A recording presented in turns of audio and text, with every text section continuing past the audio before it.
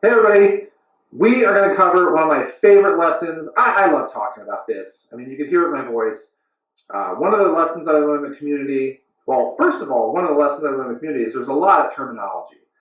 And we have our own glossary about things, so if you feel like you have to catch up a little bit, I totally understand.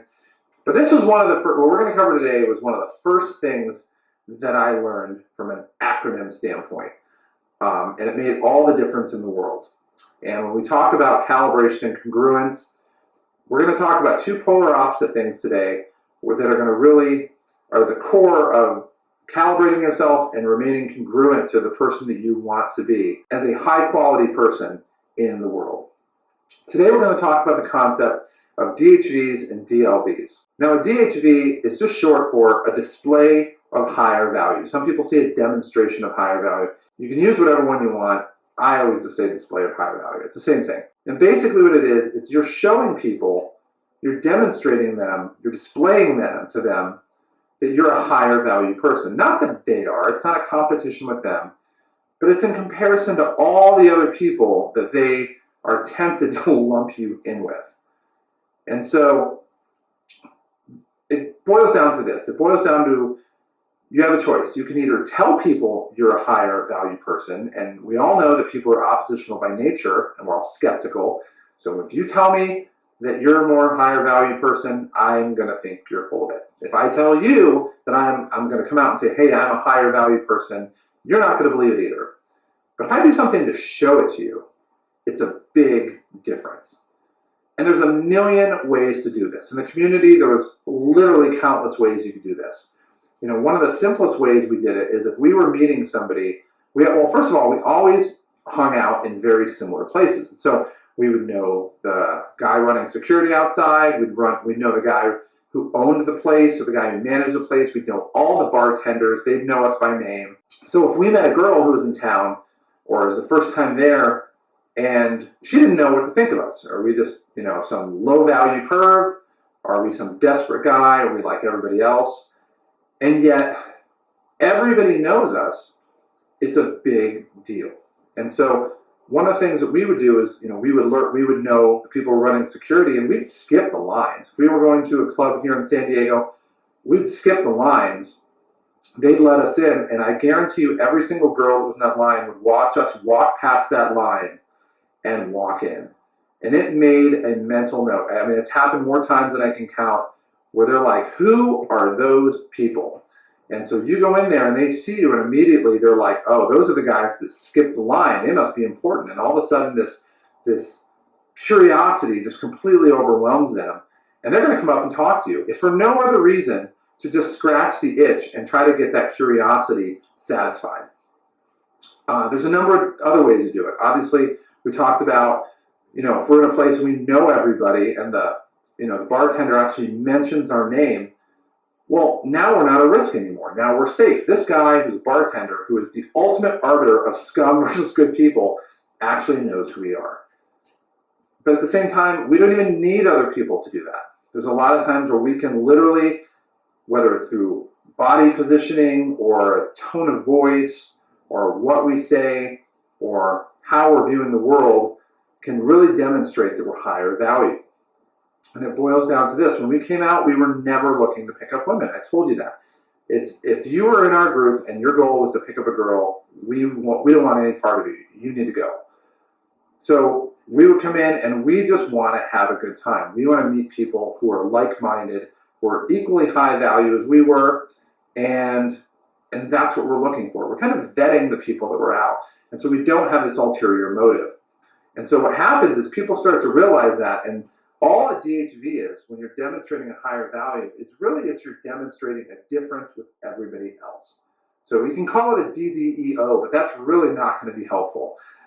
You're demonstrating that you have a higher value, not than the person you're talking to. I don't care about that. But you're demonstrating that you have a higher value than the preconceived notion that they were going to have of you compared to everybody else they've met who they were going to lump you in with. And the nice thing about a DHV is it shuts off that autopilot. I mean, we talk about that in a ton of lessons that we have here. A DHV literally not only turns off the autopilot, but like disassembles it out of the plane and throws it out the window. Because when you do that, they immediately have a prism that they view you through, and it's very much of an admiration, respect, and aspiration. And they want to be more like you. They want to be around you. They respect you more. Maybe you're just like they are, and they have something in common. It really doesn't matter, but the prism changes immediately. Now, on the other hand, you have a DLV. A DLV is a display of lower value. And that's something that is based usually out of scarcity. We're going to talk about that a lot. And what it does is it absolutely shortcuts that autopilot and says, turn that autopilot on quick. We have somebody that's just like everybody else. And so a DLV is triggered whenever you're desperate, needy, you're using the same canned language that everybody else uses. And we talk about the inner game when you have revenues and expenses.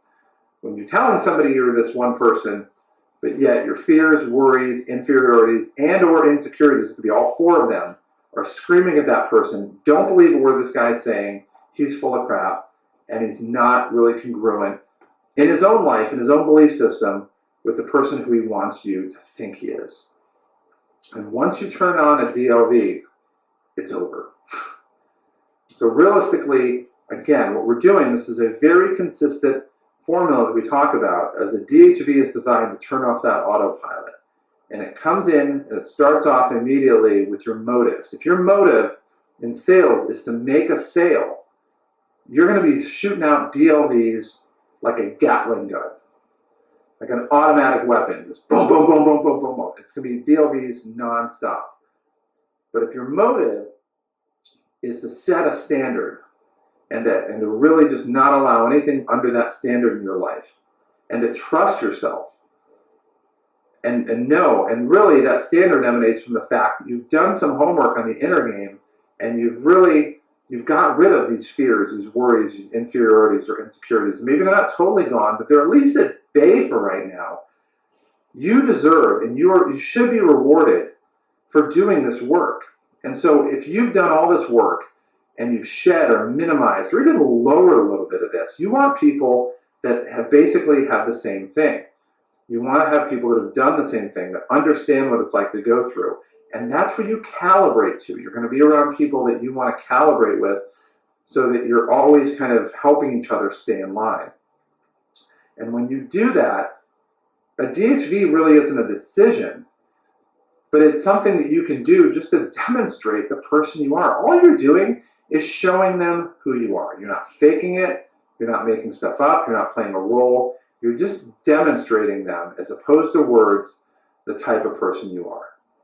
And a lot of it is just not caring about the outcome, is not worrying about what's going to happen if you don't get this perfect outcome when you talk to them, and just putting it aside and knowing that you deserve these amazing things that happen from doing the work to improve yourself. And like I said, when you do this, when you do all this work, it's natural. All you're doing is demonstrating and acting the type of person that you have now started to become and moving toward. And people respect, admire, and really want to be around people like that. And if you're in sales, they want to buy from you.